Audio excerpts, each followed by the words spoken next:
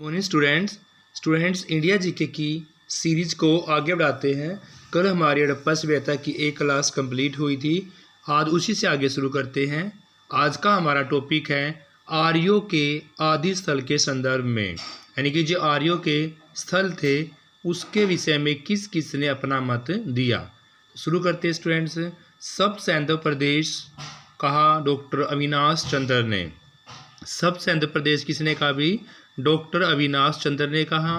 ब्रह्म ऋषि देश कहा पंडित गंगानाथ झा ने। ब्रह्म ऋषि देश किसने कहा भाई? पंडित गंगानाथ झा ने कहा। मध्य देश कहा डॉक्टर राजवली पांडे ने। मध्य देश डॉक्टर राजवली पांडे। कश्मीर अथवा हिमालय प्रदेश बोला गया एल.डी. कल्ला के द्वारा। कश्मीर और हिमाचल प्रदेश डॉक्टर एल.डी. कल्ला के द्वारा। देविका प्रदेश डी.एस. त्रिदेव के द्वारा। देविका प्रदेश बोला गया डी.एस. त्रिदेव के द्वारा। उत्तरी ध्रुव प्रदेश बाल गंगाधर तिलक। उत्तरी ध्रुव प्रदेश बोला गया भाई बाल गंगाधर तिलक के द्वारा। हंगरी एवं डेन्यूब नदी धारा प्रोफेसर गाइल्स के द्वारा। हंगरी एवं डेन्यूब नदी की घाटी जो यूरोप के अंदर है वो बोलेगी प्रोफेसर गाइल्स के द्वारा। दक्षिणी रूस नहरिंग और प्रोफेसर गार्डन चाइल्ड्स के द्वारा। दक्षिणी रूस जो बोला गया नहरिंग एवं प्रोफेसर गार्डन चाइल्ड्स के द्वारा बोला गया। मध्य एशिया का पामीर क्षेत्र एडवर्ड मेयर और ओल्डेनबर्ग एवं कीथ के द्वारा बोला गया। मध्य एशिया की पामीर क्षेत्र एडवर्ड मेयर ओल्डेनबर्ग एवं कीथ के द्वारा। जर्मनी यूरोप पेनका एवं हर्ट के द्वारा। जर्मनी यूरोप बोला गया भाई पेनका एवं हर्ट के द्वारा। मध्य एशिया में बैक्टीरिया मैक्स मुलर और जे रीड। मध्य एशिया में बैक्टीरिया किसके द्वारा बोला गया? मैक्स मुलर और जे रीड। और तिब्बत स्वामी दयानंद सरस्वती जी के द्वारा कहा गया। आइए स्टूडेंट्स, वेद और उनके ब्राह्मण कौन कौन से थे और कौन कौन से उनके उपवेद थे, ये सारा भी आगे देख लेते हैं। देखो स्टूडेंट्स, सबसे पहले हम फर्स्ट वेद है हमारा ऋग्वेद। ऋग्वेद के पुरोहित का नाम होत्री। वेदों के ब्राह्मण थे यहाँ पर ऐत्रेय एवं कौशितकी। उपवेद है इसका आयुर्वेद। देखो स्टूडेंट्स, ऋग्वेद का धार्मिक पुरोहित का नाम क्या था? होत्री। वेदों के ब्राह्मण का नाम ऐत्रेय एवं कौशितकी और इसका उपवेद है आयुर्वेद। यजुर्वेद का धार्मिक पुरोहित अथर्वणा था। वेदों के ब्राह्मण का नाम सतपथ। उपवेद का नाम धनुर्वेद। सामवेद का धार्मिक पुरोहित है उद्गाता। सामवेद का धार्मिक पुरोहित उद्गाता है। वेदों के ब्राह्मण का नाम पंचविश है और उपवेद गंधर्व वेद है। उपवेद कौन सा है? गंधर्व वेद है। अथर्ववेद के वेदों का ब्राह्मण गोपद और उपवेद है शिल्प वेद। अथर्ववेद के वेदों के ब्राह्मण का नाम गोपथ और उपवेद क्या है? शिल्प वेद है। स्टूडेंट्स आगे देख लेते हैं। देखो स्टूडेंट्स, अब महत्वपूर्ण शब्द और जिनका ऋग्वेद में उल्लेख हुआ है, कितनी बार उल्लेख हुआ है, यानी वो शब्द आपको बताने हैं जिनका ऋग्वेद में उल्लेख हुआ है लेकिन कितनी बार हुआ है। राज्य शब्द एक बार यूज हुआ है। जन शब्द जो है 175 बार। शूद्र 1 बार। सभा 8 बार। कृषि की बात करते हैं तो 24 बार। यानी राज्य शब्द आपका एक ही बार यूज हुआ है। जन 175 बार। शूद्र शब्द 1 बार। सभा 8 बार। कृषि 24 बार। फिर हम बात करते हैं विष। विष 170 बार यूज हुआ है। विष जो है कितनी बारी? 170 बार। गंगा 1 बार।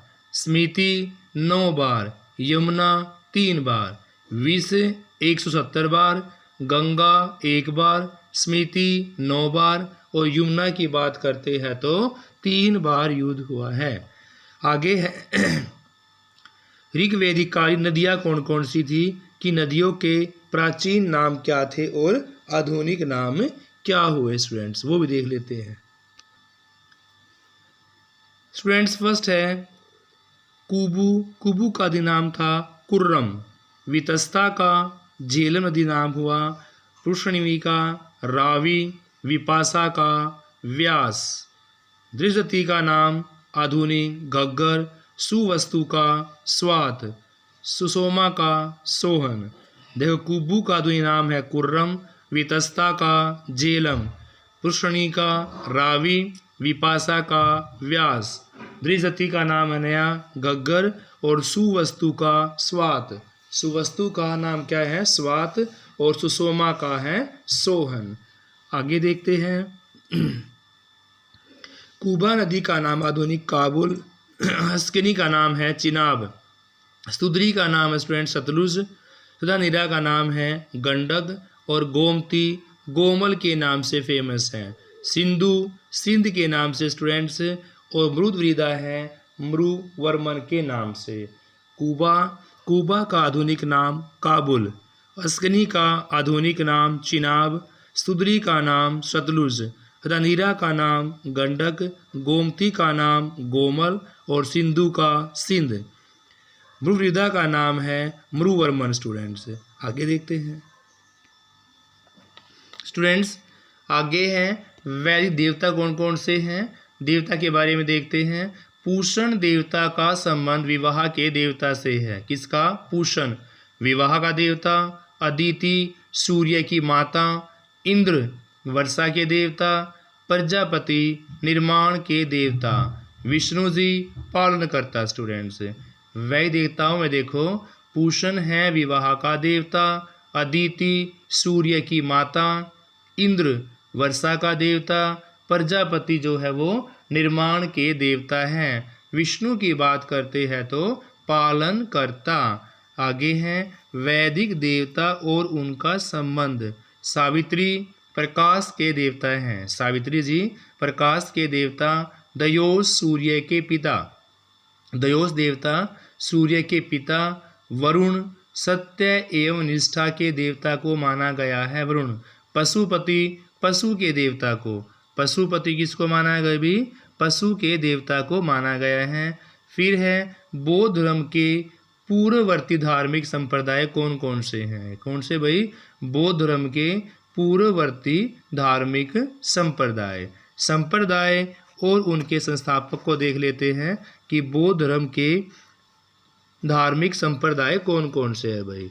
देखो आजीवक संप्रदाय है आपका। आजीवक संप्रदाय के संस्थापक का नाम है मखलीपुत्र गोसाल। आजीवक संप्रदाय के संस्थापक का नाम मखलीपुत्र गोसाल। घोर अक्रियावादी पूर्ण कश्यप जी हैं। और उच्छेदवादी अजीत केस कमलिन। उच्छेदवादी अजीत केस कमलिन हैं। नित्यवादी पकुग कच्चायन हैं। नित्यवादी के संस्थापक जो संप्रदाय के वो हैं पकुद कच्चायन हैं। संदेहवादी संजय वेठलीपुत्र। संदेहवाद संप्रदाय के संस्थापक का नाम संजय वेठलीपुत्र है। लोकायत का आचार्य बृहस्पति है। ये संप्रदाय है स्टूडेंट्स और ये उनके संस्थापक हैं। आजीवक संप्रदाय के बारे में बताया मखलीपुत्र गोसाल ने। घोर अक्रियावादी के विषय में बताया पूर्ण कश्यप जी ने। और उच्छेदवादी अजीत केस कमलिन ने। नित्यवादी पकुच कच्चायन ने। संदेहवादी संजय वेठलीपुत्र ने।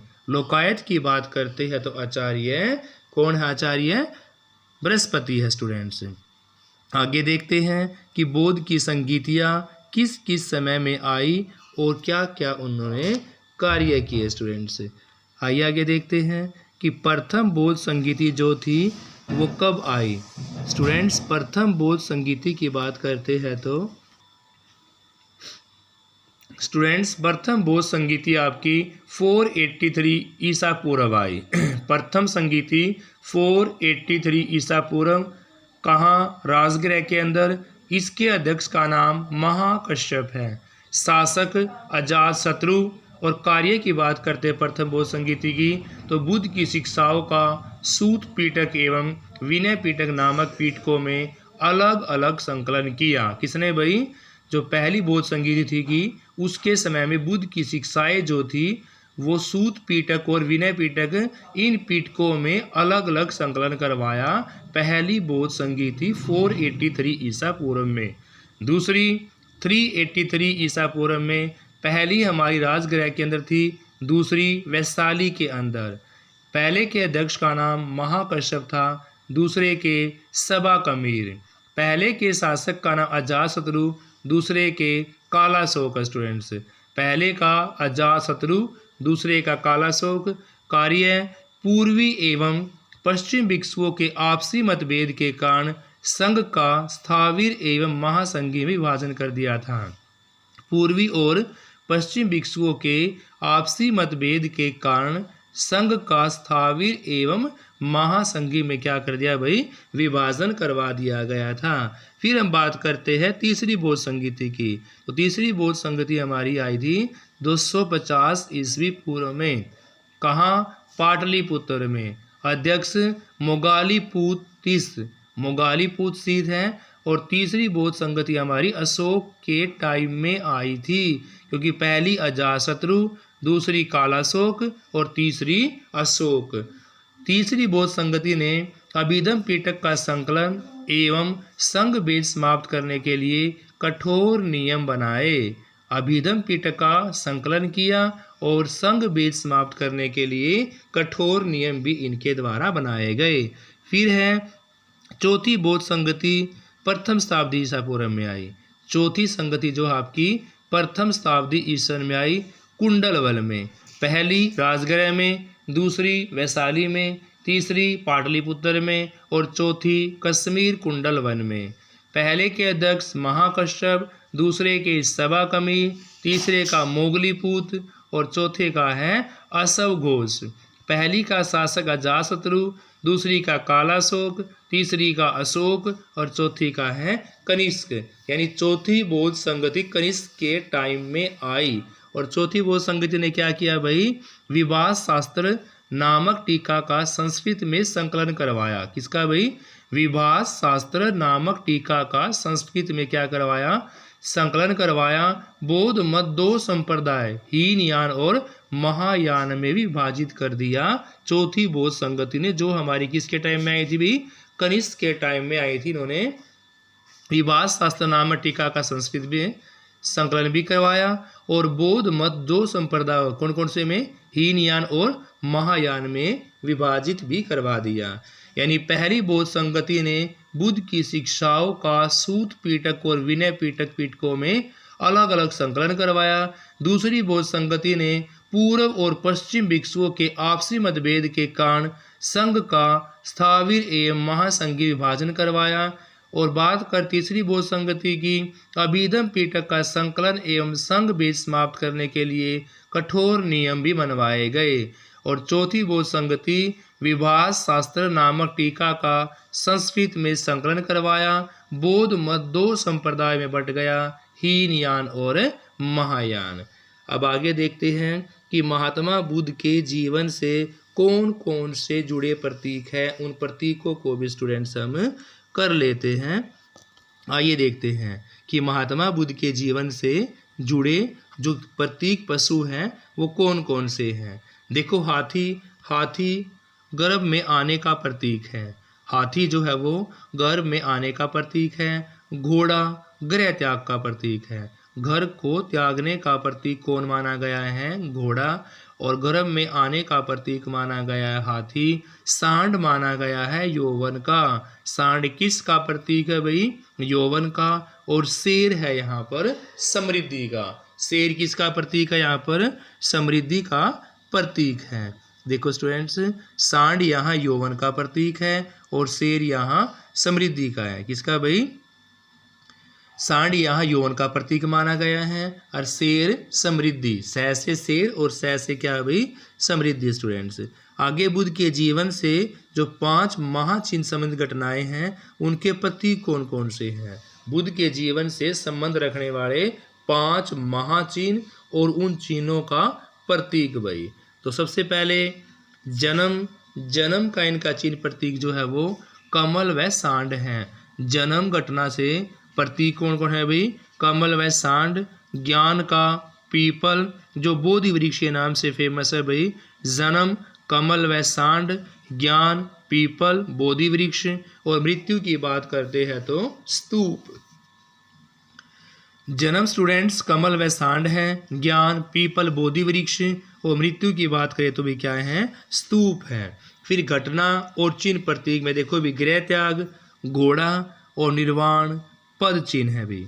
निर्वाण जो घटना है उसका प्रतीक चिन्ह पद चिन्ह है स्टूडेंट्स गौतम बुद्ध के जीवन की जो घटनाएं हैं उनको देखते हुए, महाविनिष्क्रमण जो घटना थी वो गौतम बुद्ध के गृह त्याग का प्रतीक थी। धर्म चक्र परिवर्तन की बात करते हैं तो गौतम बुद्ध द्वारा दिया गया प्रथम उपदेश था संबोधि या निर्वाण। निर्वाण संबोधि हमारा गौतम बुद्ध के ज्ञान की प्राप्ति का संबंध है, और महापरिनिर्वाण गौतम बुद्ध की मृत्यु का संबंध है। देखो चारों वर्ड आपके मिलते जुलते हैं। महापरिनिर्वाण गौतम बुद्ध की मृत्यु से संबंध रखता है। संबोधन करना, निर्वाण करना तो गौतम बुद्ध के ज्ञान की प्राप्ति का संबंध है। महाविनिष्क्रमण गौतम बुद्ध का गृह त्याग, और धर्म चक्र परिवर्तन है गौतम बुद्ध द्वारा दिया गया प्रथम उपदेश। कौन सा? धर्म चक्र परिवर्तन। स्टूडेंट्स आगे देखते हैं कि बौद्ध धर्म के 4 आर्य सत्य कौन कौन से हैं उनको भी देख लेते हैं। किसको भाई? गौतम बुद्ध के जो 4 आर्य सत्य हैं उनको स्टूडेंट्स। फर्स्ट स्टूडेंट बौद्ध धर्म के 4 आर्य सत्य कौन कौन से भाई? सबसे पहले दुख, समस्त संसार दुख में है कि भी दुख का संबंध क्या बोला गया है आर्य सत्य में कि समस्त संसार हमारा वो दुख में ही है। अगर दुख समुदाय की बात करते हैं तो संसार के समस्त दुखों का कारण इच्छा, तृष्णा और लालसा है। भी दुख तो है लेकिन दुख के समुदाय कारण क्या है कि संसार के समस्त दुखों का कारण इच्छा, तृष्णा, लालसा माना गया है। दुख का निरोध इच्छाओं तृष्णाओं को अपने वशीभूत रखकर ही दुख को खत्म किया जा सकता है। भी जो इच्छाएं हैं, तृष्णाएं हैं, लोगों की लालसाएं हैं, उनको कम करके अपने वश में करके ही दुख को दूर किया जा सकता है। दुख निरोध गामनी प्रतिपदा, इसके अंतर्गत दुख निवारक मार्ग बताए गए हैं।